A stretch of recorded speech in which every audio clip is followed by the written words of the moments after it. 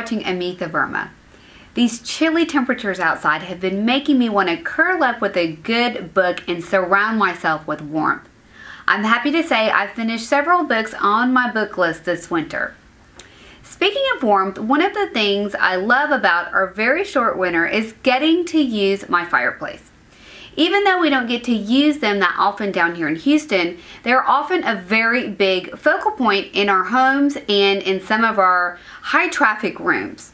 So today I wanted to share some of my favorite ways of styling a fireplace. The first thing I like to look for is what I'm going to put in the center of my fireplace right above my mantle. I love to start in the center area or my focal point and then start building out as I go along. Now, one of my very favorite pieces to put over a fireplace is a trumeau. Trumeaus are a French style of mirror that was originally designed to look like a window and reflect large amounts of light. And if I can, this is an area where I really love to include an antique French trumeau. The carvings, the color, the patina, the shape, all of them are very exquisite when you can find a true French antique trumeau. Now, of course, it depends on the project, but if I can't get a trumeau over the mantle, I love a couple of other different styles of mirrors. One of my other favorite styles is a very classic Louis Philippe mirror. These are both classic and modern and provide a really great design touch and embrace a lot of different styles. If I can't use one of these, this is an area where I also really embrace the idea of using a very elaborately carved and high-style French mirror. My second favorite thing to put over a mantle is a great piece of art. This is a fabulous place to show off your favorite piece of art. And here's a tip. There's really no right or wrong. Modern, traditional, transitional, landscape, nudes, anything goes. Whatever you love, whatever inspires you, whatever you want to put out there as a little piece of you, this is a great place to show off a piece of artwork that really inspires you. Now, once I figured out my centerpiece, I really like to look for objects to sort of put on the left and the right side of my mantle.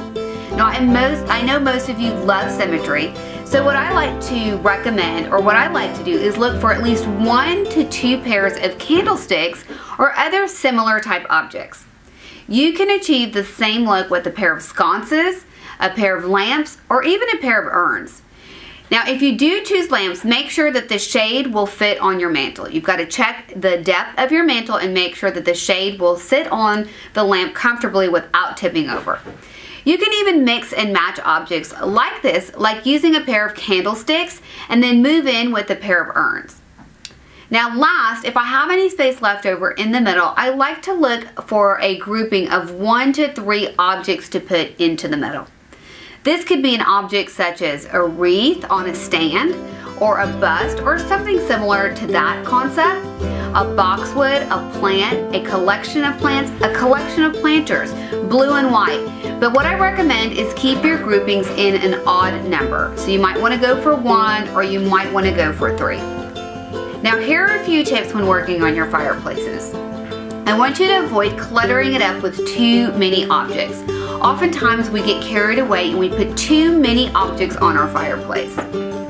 Now, if you feel like you're not sure if you have too many, stand back and just take a look. If you feel like it might be too many, it probably is. Just start taking away maybe 1 or 2 objects and opening up some of that negative space onto your mantle.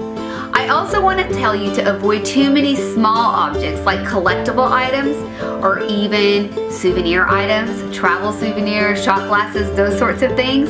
Take those away when you're trying to create a very beautifully styled fireplace design. And of course, don't be afraid to try styling it. I know sometimes we put this pressure on ourselves, like we've got to get it right the very first time. But even when I'm working on a space, or if some of my team members are working on a space, I say try it, tweak it, pull things out, add things back in, and then start all over again.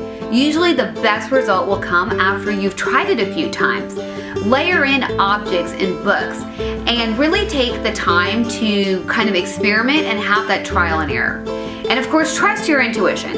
If you don't feel like something looks right, take something out or add something in. Now, if you really want to try something like an asymmetrical design or adding more or less objects than I recommend, again, I just say try it. That's the best way to figure out which is the perfect style for your home. Don't be afraid and don't think that this is not how the pros do it. Just experiment and add things in, take things out, and really work slowly and carefully to build a style that really reflects you and your home. Definitely leave a comment and share with us how you plan to style your fireplace and create a fabulous but cozy corner in your house. I hope you get to enjoy this little spot in your home this winter. And I really hope you enjoyed this video and these tiling tips. If so, please be sure to share this video with a friend. Till next time, cheers! Transferware is a decorative type of pottery. It was created in about the 18th century, so almost about 200 years ago, in response